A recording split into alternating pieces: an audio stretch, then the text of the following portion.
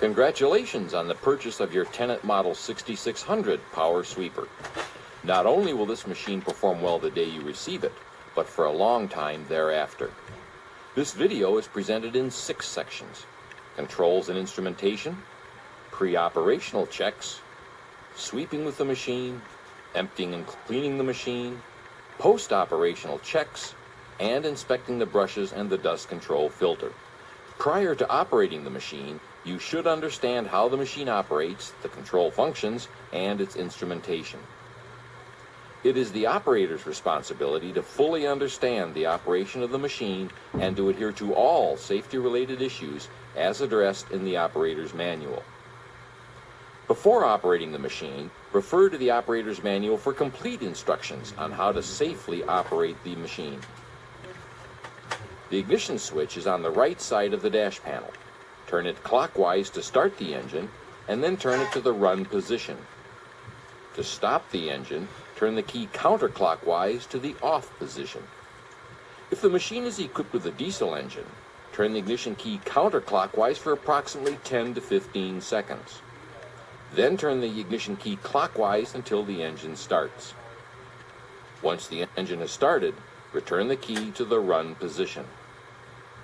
To stop the engine, place the ignition key in the off position. Engine speed control is accomplished with a 3-position switch on the right top edge of the dash control panel. The switch is marked with 3 symbols. The turtle symbol represents the engine idle speed.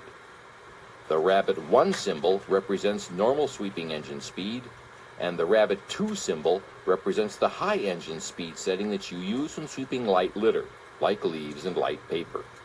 You should not use the rabbit 2 speed when sweeping in normal conditions, since fuel consumption and brush wear will increase unnecessarily. Before you turn off the engine, its speed should always be reduced to the turtle speed by pressing the bottom portion of the engine speed switch. To the left, you will find a switch that controls the vacuum fan and the dust filter shaker systems. The vacuum fan switch should be turned on last after the hopper door has been fully opened. If you turn the vacuum fan on before the hopper door is opened, you will find that the vacuum pressure is so strong that the hopper door will not open. You can deactivate the vacuum fan by placing the switch in the middle position. Be sure to turn the vacuum fan off while sweeping in a damp environment to protect the dust filter and extend its life. When the bottom of the switch is pressed, it turns the dust filter shaker system on. It will turn off automatically after a short period of time. You will find the light switch to the left of the vacuum fan switch. It controls the standard operating lights and the optional hazard light. Headlights and taillights are turned on by pushing the top portion of the switch. If your machine is equipped with a hazard light, pushing the bottom of the switch turns it on along with the standard operating lights. To turn all lights off, place this switch in the middle position. In the center of the dash panel is an hour meter that indicates the number of hours the machine has been operated. Below the hour meter, on gasoline or diesel-powered machines, is a fuel gauge that indicates the amount of fuel remaining in the fuel tank. On the left side of the dash panel is a machine status indicator light panel. The light in the upper left corner of the panel is the hopper temperature alert indicator. If there is excessive heat in the hopper, possibly due to a fire, a device called the thermosentry will trip and turn off the vacuum fan. This indicator will illuminate to alert the operator of the condition. If you see it come on, take immediate action to eliminate the cause of excessive heat. Below the thermosentry indicator light is the hopper door position light. It illuminates when the hopper door is completely closed. This light must be off while the machine is being used for sweeping. Below the hopper door position light is the clogged dust filter indicator light. When this light illuminates, dust control airflow is restricted, and the filter shaker system must be activated in order to restore proper dust control. The indicator in the top center position of the panel is the high engine coolant temperature indicator. If this light illuminates, the engine coolant has reached a critical temperature and the engine must be turned off to prevent damage. The problem needs to be addressed by a qualified service person. Below the coolant temperature indicator, you will find the low engine oil indicator. If this light illuminates, the engine lubricating oil has reached a critically low level, and engine damage could occur if the engine is not turned off. Have a qualified service person address the problem. The bottom indicator in the middle row is the check engine indicator. It will illuminate if there is an engine fault. Qualified service personnel should address the problem. The indicator in the top right position is the charging system condition indicator. When the indicator is illuminated, the charging system is not functioning properly. This malfunction should be addressed by a qualified service person. Below the charging system condition indicator is a low fuel indicator. It warns of a low fuel condition. On machines equipped with a liquid propane gas-powered engine, this indicator will illuminate when the fuel tank is approaching empty. The lower right indicator is not used. To the right of the dash panel is the side brush lift and lower lever. This lever raises and lowers the side brushes. Below the dash panel and next to the side brush lever is a side brush down pressure adjustment knob. To increase the side brush pressure, turn the knob counterclockwise. To decrease it, turn the knob clockwise. The directional pedal controls the speed and travel direction of the machine. The harder you press the toe, the faster the machine travels forward. The harder you push the heel, the faster you go in reverse. To the left of the directional pedal is the service brake. Pushing it down stops the machine. Always use the brake pedal to stop the machine, not the directional control pedal. The parking brake is hand operated. You can set it by pulling the hand lever into the up and locked position. The parking brake can be adjusted by turning the knob on the hand lever. Turn the knob clockwise to increase the parking brake tension setting. Pushing the lever down to the rest position will release the parking brake. You will find a fuse panel above the parking brake. If an electrical malfunction occurs, fuses will protect the system from overload. Have a qualified service person address electrical problems. To the left of the operator is the horn button. Press the button to sound the horn. In front of the horn button are 3 hydraulic control levers. The far right lever is the hopper lift and lower lever. To raise the hopper, pull the lever back and hold it until the hopper is fully raised.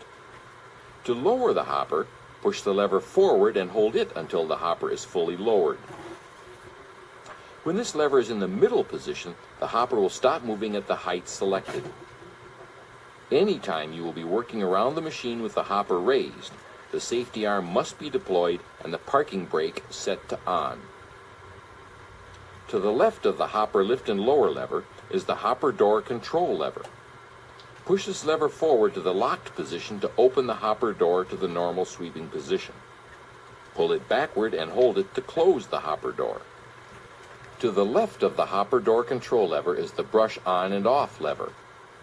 Push this lever forward to turn on both the main brush and the side brush. Pull it backward to turn on the main brush only. If this lever is placed in the center position, neither of the brushes will operate. You will find the main brush lift and lower lever and brush pattern adjustment system in front of the hopper control lever. To determine the required brush pressure setting, open the right brush compartment door and look at the bristle length through the opening in the idler hub assembly. The tips of the brush bristles will fall within one of 3 colors: red, yellow, or green. Make a mental note of the color and match the down limit bar on the operator's compartment to that color. To adjust the down limit bar, first turn the adjustment knob counterclockwise to loosen the mechanism. Then set the brush down limit bar to the proper setting on the color-coded decal and secure it by turning the adjustment knob clockwise until tight. Once the lower limit bar has been set, lower the main brush into the working position. To raise the main brush, pull the lever backwards and place it in the up and locked position. An automotive-style steering wheel controls the steering direction of the machine while propelling in forward or reverse. If your machine is equipped with the optional Deluxe suspension seat, this seat is fully adjustable to maximize operator comfort. The optional Deluxe suspension seat has 3 adjustments. They are for backrest angle, operator weight adjustment, and front-to-back adjustment. The backrest angle adjustment lever on the front of the seat adjusts the angle of the backrest. To adjust the backrest angle, raise the lever up and slide the seat backward or forward until the backrest angle is in the desired position. The front-to-back adjustment lever is located on the left-hand side of the operator's seat. To adjust the front-to-back seat position, pull the lever up, slide the seat forward or backward to the desired position, and then release the lever. The weight adjustment lever is on the left rear of the seat assembly. It controls the firmness of the operator's seat. To adjust the firmness of the seat, push the lever down to the desired setting. To reset the firmness to the maximum setting, press the lever all the way down and then release it. To get longer life and better performance out of the machine, there are a few daily checks to perform prior to starting your work. First, make sure the engine is off and the parking brake is on. Next, check the oil cooler and radiator for foreign matter or obstructions. The oil cooler tilts back for easy cleaning. To inspect the hydraulic oil cooler, open the rear door of the engine compartment.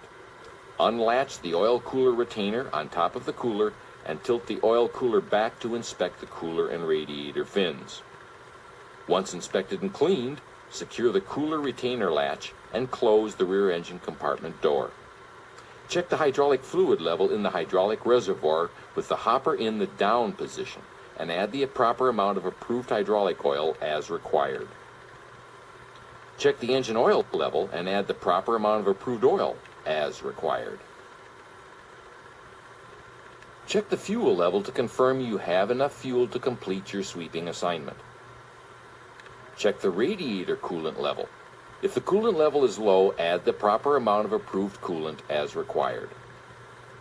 Note of caution: take extreme care if the radiator is warm. Open the radiator cap only when the coolant is cool. Opening a hot radiator can result in severe burns. Check the engine air filter condition indicator. The indicator reflects how dirty the air filter is. As the filter ages, the filter condition indicator will show the amount of airflow restriction through the filter.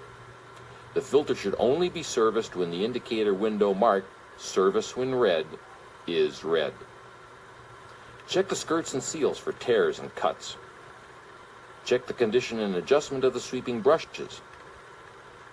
Remove any string, banding, or plastic wrap that is wrapped around them. Check the condition of the dust filter and dust filter seals. Check the brakes and steering for proper operation. Sweeping with your Model 6600 is easy.